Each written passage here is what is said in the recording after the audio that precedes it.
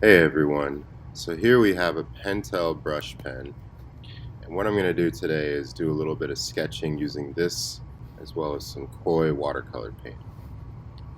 And one of the reasons I like starting with these brush pens is that it kind of forces you to make decisions, it forces you to make bold lines, but at the same time you can control how thin or how thick the lines are.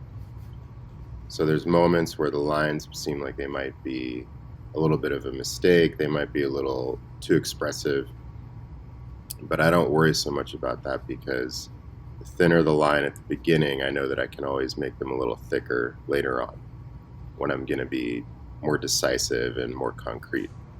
So the searching lines somehow become a little bit of the life of the drawing. They make it feel less static.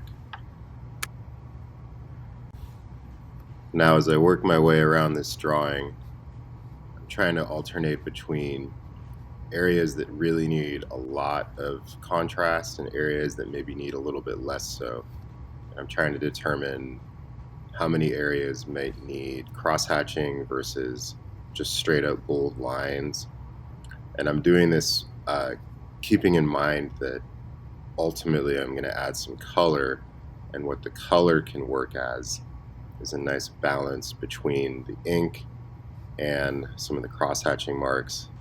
That way I'm not just filling this whole thing up with lines all over the place.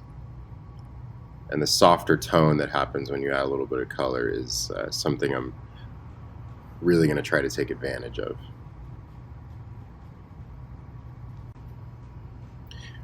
Now here is a koi watercolor set. These are from Sakura, and I like using this travel set because it kind of just comes with everything you need. You don't have to mess around with too many things. It comes with this brush that actually holds the water in it, so when you need water, rather than dipping it into a jar, you just kind of squeeze what you have inside of the well there. And with watercolor, you always want to start really, really light and then build up towards dark, because once the colors get too dark, it's hard to go back. And there's always a moment when you're painting, especially if you're doing the technique I'm doing, which is going over the ink drawing, where you kind of have to wonder, am I going to make the ink all bleed together? So I already know that I've tested this technique out before, but if you haven't, try testing some ink on similar paper, let it dry, and then go over it with water. That way you'll know ahead of time whether things are going to bleed or not. So here I am getting a little darker, adding some more reds. I'm trying to limit the color a little bit here, so even though there's going to be sections that are a little more orange, a little more pink, I try to think of color as something that provides a little bit of a limitation at first, and then I expand from there. So at this point, the theme is kind of a pinkish color, sort of a purpley gray, and then these yellows that I'm inserting in here. But what I'm most looking forward to is adding more color to the sunglasses here, because these sunglasses had a lot going on, a lot more vibrancy, a lot more reflectiveness. Um, and with something like that, there's an opportunity to create form and shape using colors that you might not even expect. So there's obviously some yellows in this one. There's some darker shapes. There's going to be a little bit of green that comes in on the top here.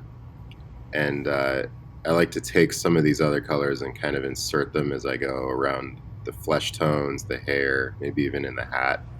So you might not notice it at first, but there's some green that's present in, like I said, the mustache, the hair, parts of the hat. I'm doing a little bit of outlining. There's actually a figure that's reflected in the sunglasses there. So if you can see it by the end, that's great. And if not, it's not the end of the world.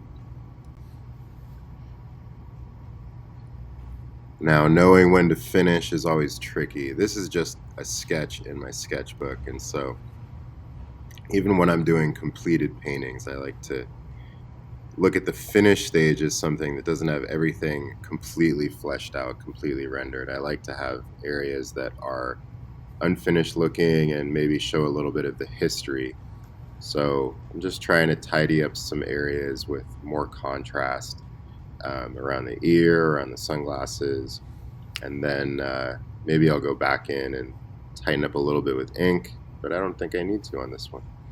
Thanks for watching.